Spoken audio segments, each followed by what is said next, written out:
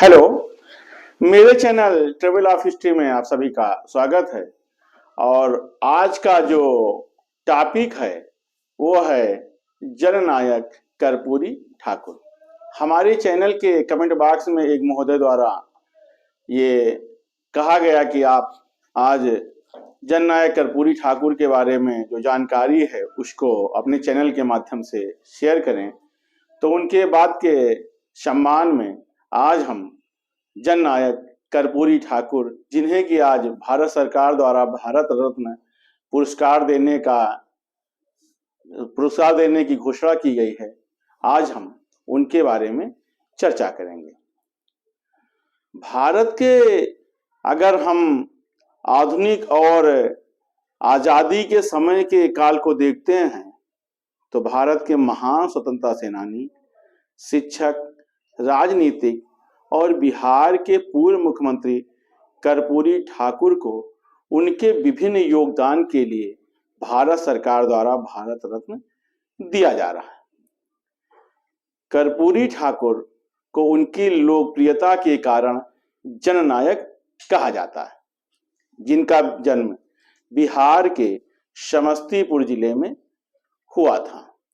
उनकी जन्म शताब्दी के मौके की पूर्व संध्या पर भारत के महामहिम राष्ट्रपति महोदय के भवन से उनको भारत रत्न का सम्मान देने का ऐलान किया गया है। कर्पूरी ठाकुर के अगर हम जीवन परिचय को देखते हैं तो उनका पूरा नाम कर्पूरी ठाकुर है, जो कि जात से नाई जाति से संबंधित थे। उनके कार्यों के कारण उनको एक अन्य उपनाम दिया जाता है जननायक का, इसीलिए उन्हें जननायक कर्पूरी ठाकुर कहते हैं। इनका जन्म 24 जनवरी 1924 को बिहार के समस्तीपुर जिला में पितौंझिया ग्राम में हुआ था। पितौंझिया ग्राम में जन्मे इस बालक के नाम से कभी इस गांव का नाम जाना जाएगा और आज उस गांव को कर्पूरी ठाकुर के नाम से जाना जाता है। ये 1924 में किसी ने नहीं सोचा था।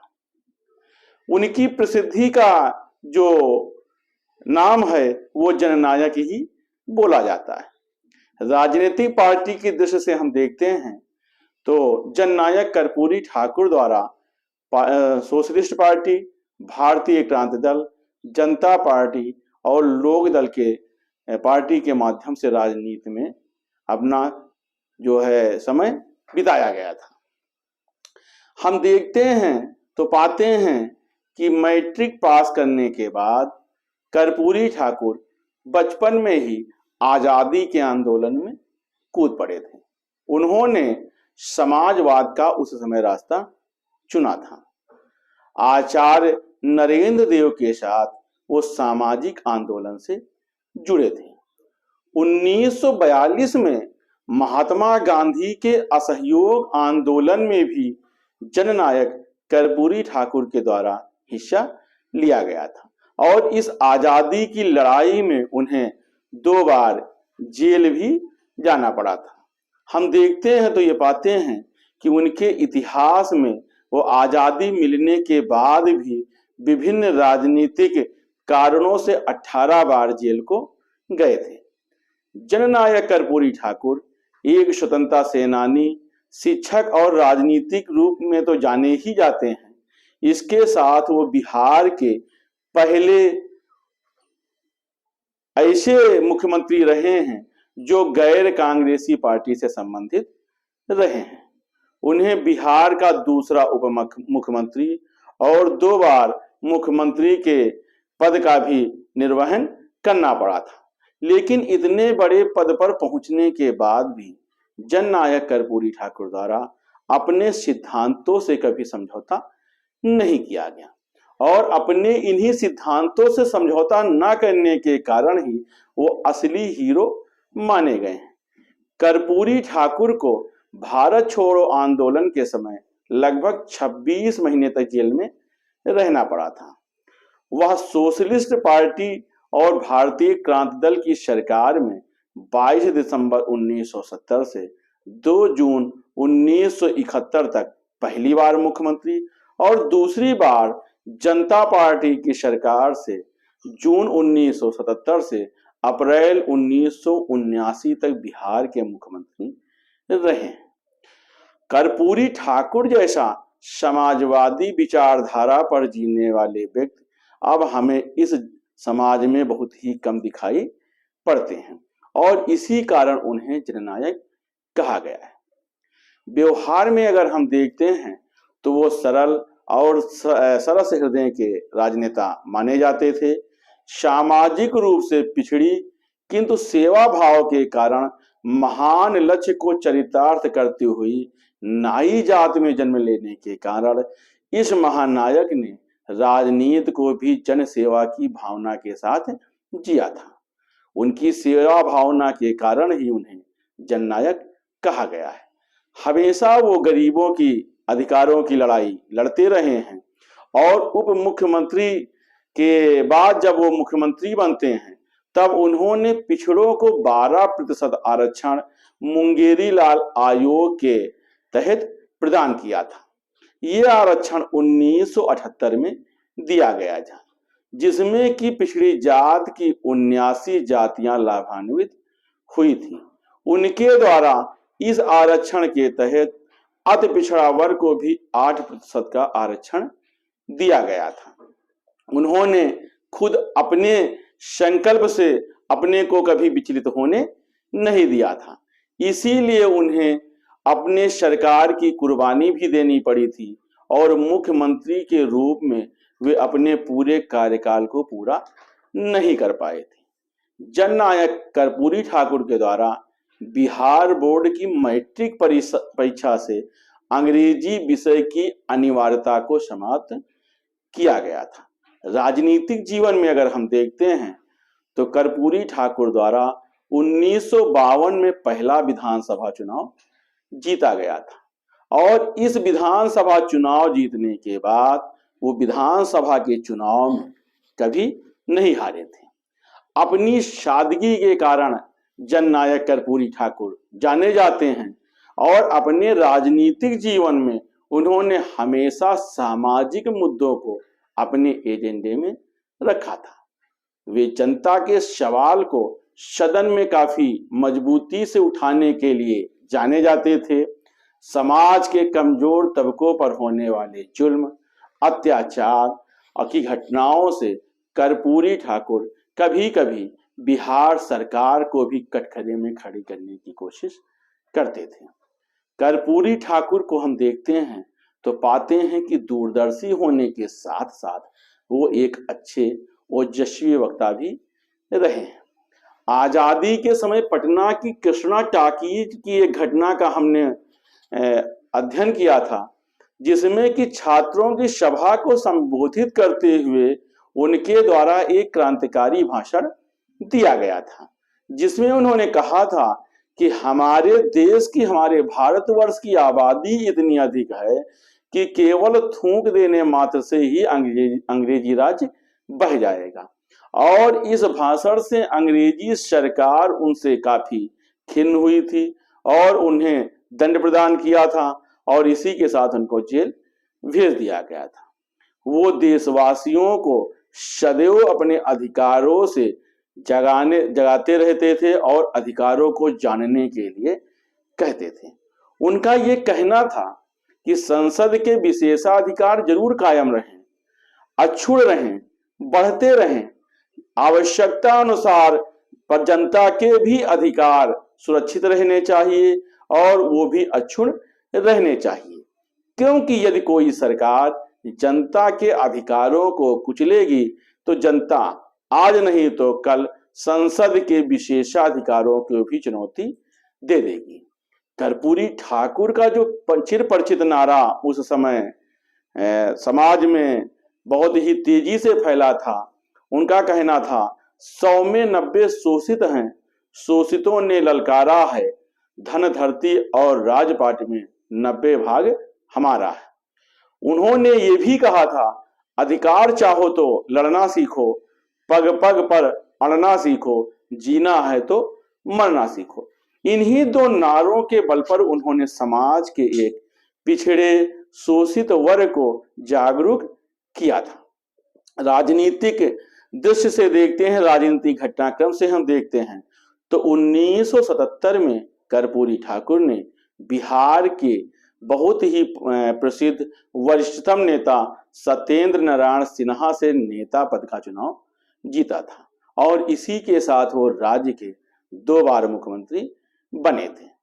लोकनायक जयप्रकाश नारायण, सामाजिक चिंतक डॉक्टर राम मनोहर लोहिया, जननायक कर्पूरी ठाकुर के राजनीतिक गुरु रहे हैं। आज के राजनेता में हम देखते हैं तो लालू प्रसाद, नीतीश कुमार, रामविलास पासवान और सुशील कुमार मोदी जैसे दिग्गज नेताओं के राजनीतिक गुरु भी रहे हैं। जननायक कर्पूरी ठाकुर, राम सेवक यादव और मधुलयमय जैसे दिग्गज नेताओं के साथ भी उनका अच्छा साथ रहा है। बिहार में पिछड़ा वर्ग के लोगों को सरकारी नौकरी में आरक्षण की व्यवस्था का जो सबसे पहला काम था वो जननायक कर्पूरी ठाकुर के द्वारा ही किया गया था। सबसे पहली बार मुख्यमंत्री के रूप में सत्ता पाने पर उनके द्वारा 4 कार्यक्रम बनाए गए थे। पहला था पिछड़े वर्ग का ध्रुवीकरण, दूसरा था हिंदी का प्रचार और प्रसार, तीसरा था समाजवादी विचारधारा को बढ़ाना और चौथा जो था वो कृषि का सही लाभ किसानों तक पहुंचाना।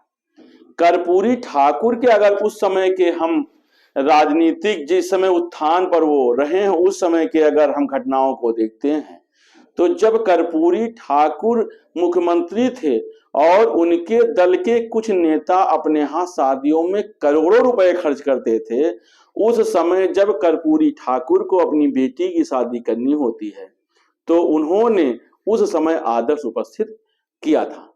वो अपने पैतृक गांव को सरकारी गाड़ी से नहीं जाकर के टैक्सी गाड़ी से जाते हैं और जो शादी है वो समस्तीपुर में अपने पैतृक गांव पितौंझिया में ही करते हैं।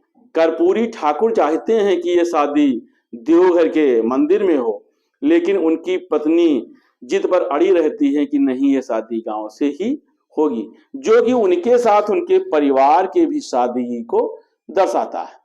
कर्पूरी ठाकुर ने उस विवाह में अपने मंत्रिमंडल के किसी भी सदस्य को आमंत्रित नहीं किया था। यहां तक कि उन्होंने उस समय अपने सभी संबंधित अधिकारियों को निर्देश भी दिया था कि बिहार सरकार का कोई भी विमान मेरी अनुमति के बिना उस दिन दरभंगा या सहरसा हवाई अड्डे पर नहीं उतरेगा। पितौंझिया के पास के हवाई अड्डे ये सहरसा और दरभंगा पड़ते थे और उनका ये कहना था कि कोई विमान से मेरे घर में शादी में नहीं आएगा। आज के हम जमाने में देखते हैं तो जहां पर कई तथाकथित समाजवादी नेता अपनी शादी को सम्मेलन का रूप देते हैं, भ्रष्ट अफसर, व्यापारीगण, सत्ताधारी नेताओं के यहाँ शादी के अवसर पर करोड़ों रुपए खर्च करते हैं और चंदा जुटाते हैं, वहीं पर कर्पूरी ठाकुर ने अपने समय में ये सब नहीं होने दिया था। कर्पूरी ठाकुर हमेशा अपवाद रहे हैं और वो कभी भी अपने पद का लाभ नहीं लेते थे। कर्पूरी ठाकुर को उनकी साधनहीनता भी 2 बार मुख्यमंत्री बनने से नहीं रोक पाई थी। 1977 की एक घटना है जब जेपी आवास पर जयप्रकाश नारायण जी का जन्मदिन मनाया जा रहा था। पटना के कदम कुआं स्थित चरखा समिति भवन में जहां पर जेपी साहब रहते थे, देश भर से जनता पार्टी के उस समय बड़े बड़े नेता जुटे थे। उन नेताओं में श्री चंद्रशेखर जी, नानाजी देशमुख भी शामिल थे। मुख्यमंत्री रहने के बाद भी कर्पूरी ठाकुर जी वहां पर फटा कुर्ता, टूटी चप्पल और बिखरे बाल के साथ उपस्थित होते हैं। उनकी इस दशा को देख करके एक नेता टिप्पणी करते हैं कि किसी मुख्यमंत्री के ठीक ढंग से गुजारा करने के लिए उसे कितना वेतन मिलना चाहिए।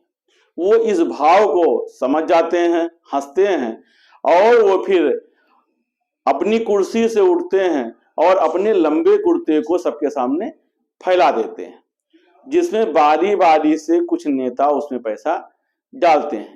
कर्पूरी ठाकुर से कहा जाता है कि इस पैसे से आप अपने लिए धोती कुर्ता खरीद लीजिएगा। ये बताइए उस समय की बात है जब वो मुख्यमंत्री के पद पर आसीन थे, लेकिन इस पैसे से और आप कोई दूसरा काम नहीं कीजिएगा। लेकिन सादगी के लिए मशहूर कर्पूरी ठाकुर जी उन पैसों को पाकर अपने चेहरे पर कोई भाव नहीं प्रकट होने देते हैं और उन पैसों को वो मुख्यमंत्री राहत कोष में जमा कर देते हैं। क्या सादगी थी आज से 50 साल पहले के एक ऐसे व्यक्ति के जो बिहार का 2 बार मुख्यमंत्री रहा हो।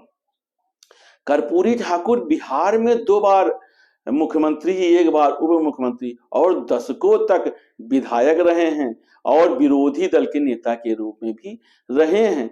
लेकिन इसके बाद भी वो जो है हमेशा सादगी का जीवन ही जिए हैं। राजनीति में इतना लंबा सफर बिताने के बाद जब वो उनका निधन होता है तो उनके पास अपने परिवार को विरासत में देने के लिए उनके नाम पर एक मकान भी नहीं होता है, ना पटना में होता है ना ही पैतृक घर में होता है। तो इससे लगता है कि अपने जीवन में वो जमीन का 1 इंच टुकड़ा भी अपने नाम नहीं रखे थे। आज के समय में जब करोड़ों रुपए के घोटालों में आए दिन हम देखते हैं विभिन्न नेताओं के नाम उछलते हैं, कर्पूरी जैसे नेता भी हुए हैं, तब हम लोगों को ऐसा विश्वास नहीं होता है। लेकिन उनकी ईमानदारी के किस्से आज भी बिहार में काफी सुनने को मिलते हैं।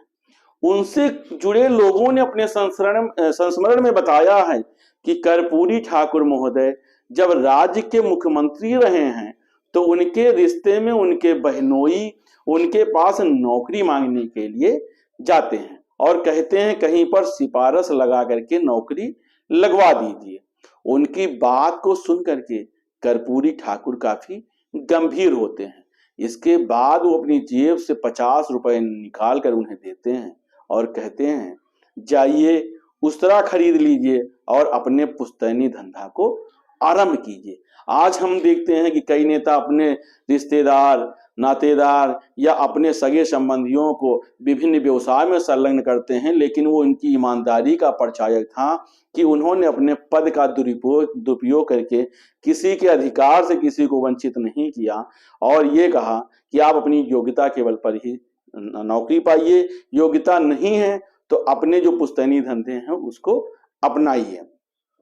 कर्पूरी ठाकुर जब पहली बार उप मुख्यमंत्री बनते हैं और इसके बाद मुख्यमंत्री बनते हैं तो अपने बेटे राजनाथ को वो पत्र लिखते हैं और उसमें वो 3 बातें लिखते हैं। उसमें लिखते हैं तुम किसी से प्रभावित मत होना, कभी कोई लोभ लालच देगा तो उस लोभ में मत आना, नहीं तो मेरी बदनामी होगी। तो ये आप समझिए कि आज हम देखते हैं कि आज के नेताओं से जननायक कर्पूरी ठाकुर कितने ही भिन्न रहे हैं। उत्तर प्रदेश के जो एक कद्दावर नेता स्वर्गीय हेमवती नंदन बहुगुणा रहे हैं, उन्होंने अपने संस्मरण में लिखा है कि कर्पूरी ठाकुर की आर्थिक तंगी को देख करके उनके मित्र स्वर्गीय देवीलाल जो कि हरियाणा के नेता रहे हैं, उन्होंने पटना में अपने एक हरियाणवी मित्र से कहा था कि कर्पूरी जी अगर कभी आपसे 10 या 5 रुपए या 10-5 हजार रुपए भी उधार मांगे तो आप उनको दे दीजिएगा और इसका कर्जा ये हमारे ऊपर रहेगा। इसके बाद स्वर्गीय देवीलाल जी अपने मित्र से जब कभी पूछते हैं कि भाई कर्पूरी ठाकुर ने क्या कभी कोई पैसा मांगा कि जिसका कर्जा मेरे ऊपर और मैं चुका दूं, तो उस मित्र का हमेशा ही जवाब होता था नहीं साहब, वो तो कभी कुछ मांगते ही नहीं है।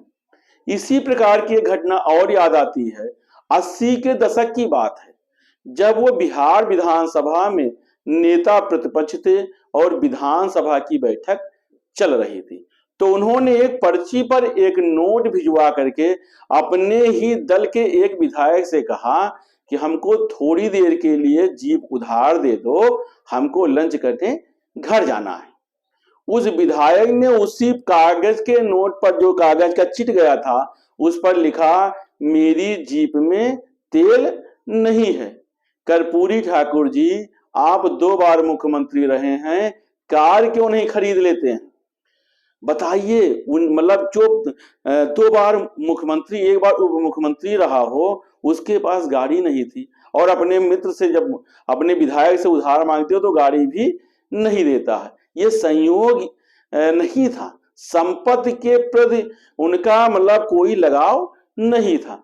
जबकि कर्पूरी ठाकुर चाहते तो अपने इस पद के साथ वो काफी संपत्ति को इकट्ठा करते, लेकिन कर्पूरी ठाकुर का जीवन हमेशा ही बेदाग रहा है। वो अपने परेशानियों में जरूर जूझते रहे हैं, लेकिन कभी भी उन्होंने किसी भी सरकारी धन का अपव्यय अपने ऊपर नहीं किया था। कर्पूरी ठाकुर जी के बारे में एक घटना और है, जिसको आप अभी सुनेंगे तो आप वास्तव में उनकी सादगी के कायल होंगे कि कर्पूरी ठाकुर जी जब बिहार के मुख्यमंत्री रहे हैं तो उनके क्षेत्र के ही कुछ सामंती जमींदारों ने उनके पिता को सेवा के लिए बुलाया, मुख्यमंत्री के पिता को सेवा के लिए बुलाया। उनके पिताजी बीमार होने के कारण नहीं पहुंच पाते हैं, तो जमींदार अपने लठैतों से मार पीट करते हुए उनको लाने के लिए कहता है। इस बात की सूचना उस समय के जिला प्रशासन को पहुंचती है। जिला प्रशासन कर्पूरी ठाकुर के घर पहुंचता है और उधर उस जमींदार के लठैत भी पहुंचते हैं। लठैतों को बंदी बनाया जाता है, लेकिन कर्पूरी ठाकुर जी सभी लठैतों को जिला प्रशासन से बिना शर्त छोड़ने का आग्रह करते हैं। वो अधिकारी गणों से कहते हैं कि इन लोगों ने मुख्यमंत्री के पिता को प्रताड़ित करने का काम किया है, लेकिन आप इन्हें छोड़ दीजिए। जबकि अधिकारी कहते हैं कि अरे, मुख्यमंत्री के पिता के साथ इन्होंने ये दुर्व्यवहार किया है, इन्हें किसी शर्त पर नहीं छोड़ सकते हैं। तो कर्पूरी ठाकुर जी कहते हैं कि इस प्रकार तो पता नहीं कितने असहाय, लाचार और शोषित लोग प्रतिदिन लाठियां खा करके दम तोड़ते हैं, काम करते हैं। कहां तक आप किस किस को इस प्रकार बचाओगे? क्या सभी मुख्यमंत्री के माँ बाप, सभी पीड़ित के जो है बेटे मतलब मुख्यमंत्री ही हैं? तो वो कहते हैं कि इनको दंडित किया जा सकता है, इन्होंने मुख्यमंत्री के पिता को उत्पीड़ित किया है, लेकिन सामान्य की जनता के माता पिता या उनके बच्चों की रक्षा कौन करेगा? जाओ, प्रदेश के कोने कोने में शोषण और उत्पीड़न के खिलाफ अभियान चलाओ और एक भी परिवार सामंतों के जुल्म और उनके सितम का शिकार न होने पाए। लठैतों को कर्पूरी ठाकुर के द्वारा छुड़वा दिया जाता है और इसी कारण वे मानवता के मसीहा कहे जाते हैं। ये वास्तव में अतिशयोक्ति नहीं होगा कि 1 बार का उप मुख्यमंत्री और 2 बार का मुख्यमंत्री कर्पूरी ठाकुर अपने जीवन काल में रिक्शा से चलते थे, क्योंकि उनके पास कार खरीदने के लिए उस समय जायज पैसे नहीं होते थे और उस खर्चा को वहन करने की उनकी सामर्थ्य नहीं होती थी। कहते हैं कि कर्पूरी ठाकुर के निधन के पश्चात जब स्वर्गीय हेमवती नंदन बहुगुणा उनके घर पहुंचते हैं तो बहुगुणा जी कर्पूरी ठाकुर की पुश्तैनी झोपड़ी को देख करके रोने लगते हैं। महान स्वतंत्रता सेनानी जननायक कर्पूरी ठाकुर का ये जीवन था कि जो 1952 से मृत्यु पर्यंत लगातार विधायक, उप मुख्यमंत्री, मुख्यमंत्री, विधानसभा नेता प्रतिपक्ष के रूप में रहे हों, लेकिन उन्होंने अपने लिए एक मकान तक न बनवाया। 70 के दशक की एक घटना है कि पटना में विधायकों और पूर्व विधायकों के निजी आवास के लिए सरकार सस्ते दर पर जमीन दे रही थी। खुद कर्पूरी ठाकुर दल के कुछ विधायकों ने भी कर्पूरी ठाकुर से कहा कि आप अपने लिए भी कुछ जमीन ले लीजिए, लेकिन कर्पूरी ठाकुर जी उसको मना कर देते हैं। तब के विधायकों ने उनसे ये भी कहा था कि अगर आप जमीन नहीं लोगे तो आप कहाँ रहोगे, आपके बाल बच्चे कहाँ रहेंगे। तो कर्पूरी ठाकुर कहते हैं कि मेरे वे सभी बाल बच्चे अपने पुश्तैनी घर में रहेंगे। तो कर्पूरी ठाकुर का ये एक इतिहास रहा है। ऐसे ही कोई भारत रत्न का जो सम्मान है वो नहीं पाता है। इसके लिए वास्तव में उनका जीवन सादगी, मानवता और ईमानदारी की मिसाल रहा है। कर्पूरी ठाकुर जी की जो वाणी थी उस पर उनका वास्तव में कठोर नियंत्रण था। वो भाषा के कुशल कारीगर रहे हैं। उनका भाषण हम देखते हैं तो आडंबर रहित था, ओजस्वी था, उत्साहवर्धक था और चिंता परक था।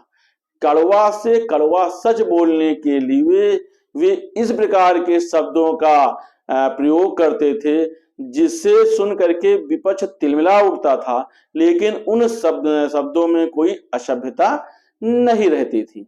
कोई ये नहीं कह सकता था कि कर्पूरी ठाकुर ने उन्हें अपमानित किया हो।